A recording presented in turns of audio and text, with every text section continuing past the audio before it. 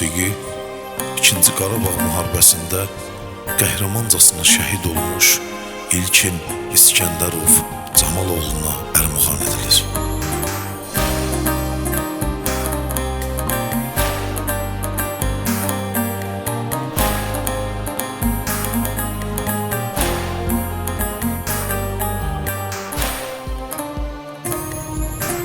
Gözlerim yollarda kalıp balam gelecek.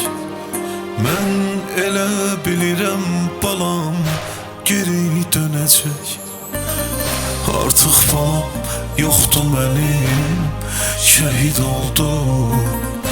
Məzarına qurban olum İlkin balam. Her gün balamın dərdini mən çəkirəm, ağlayıram.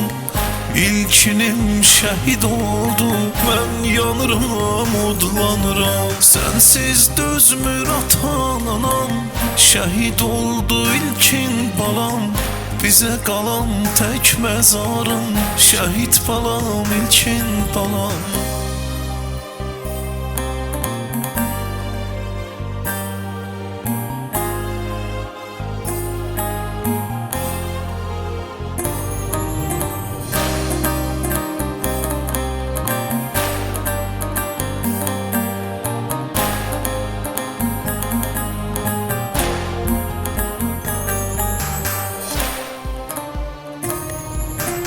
Hem Eminin hem dayının yolunu gittin.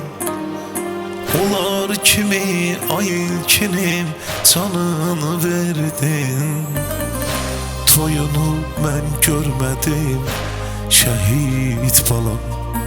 İndi sənsiz nə edin şəhid balam.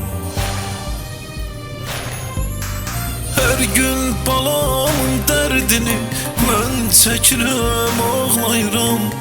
İlkinim şəhid oldu, mən yanıram, odlanıram. Sənsiz dözmür atan anam, şəhid oldu İlkin balam.